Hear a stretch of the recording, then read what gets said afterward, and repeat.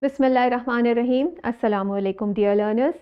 This is your English language instructor, Dr. Noorul Huda. I hope you all are doing great and enjoying the blessings of Allah. And I'm pretty sure that by now you have already done your bridging activity. I just want you to look at the reference slide for your correct answers. Now let's have a look at today's LIFFT, in which we are going to apply the rules of punctuation, which you have already learned in your previous classes, which is comma, full stop, capitalization, and quotation marks. Now let's revise, and then at the end of the lesson, we are going to apply them. Now, what is the first rule? The first rule is very simple. You people already know about it, which is the full stop. Always put a full stop at the end of the sentence.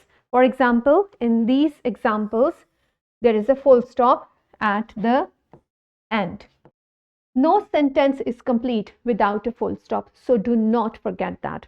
Now let's look yet another example, which is comma. In today's lesson, we are going to be focusing on the 4 rules of the comma placing. The first one is the use in a list. Whenever we prepare a list, we separate the items with the comma. In this case, we had 3 items and I separated them with the use of comma. So the first rule of comma, use it in the list. Now let's look at the other example where we use comma. We use comma between adjectives. In the previous slide, we learned the use of comma between nouns. Here we are going to use it between adjectives. For example, he is kind, caring, and helpful. All of these are adjectives. So I have used comma in between the adjectives as well. Now let's look at the example of another usage, which is in the use. We use it in short phrases. For example, please sit down. This is a short phrase. So we used comma before a request word over here. So by far we have learned the use of comma in 3 different types. Now we use it before the name. For example, good morning, Ali. So before the name, we used a comma. Now let's look at the use of capital letters. We already know that whenever we write a new sentence, we start it with the capital letter. Yes, in this example, we have used the capital letter in the start of the sentence. And what is the next rule? Yes, you are right. We always write the proper noun with the capital letter. Either it is placed in the start of the sentence or in between. Anywhere we use it with the capital letter. For example, Karachi is a proper noun.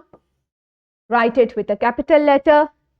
Sarah is a proper noun. Write it with the capital letter. Now, quotation marks. Quotation marks are special marks like these, starting and ending. Whenever we write a dialogue, we write the dialogue between the quotation marks. We do not write a dialogue without quotation marks because it shows or tells the exact dialogue, the exact word of a speaker.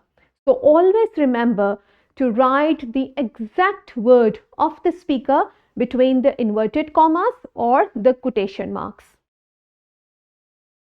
Now, right underneath all of these rules, there is a formative check on your book, which you have to do it with the help of your teacher in the class. And after doing this, you have classwork on your practice book as well. You can do it with the help of your teacher by now, or if you can do it by your own, you can do it. But right underneath, there is a homework, which you have to do it with the help of your parent at your home. I hope you have revised and learned something new today. See you again in the next LIFFT. Till then, bye-bye. Allah Hafiz.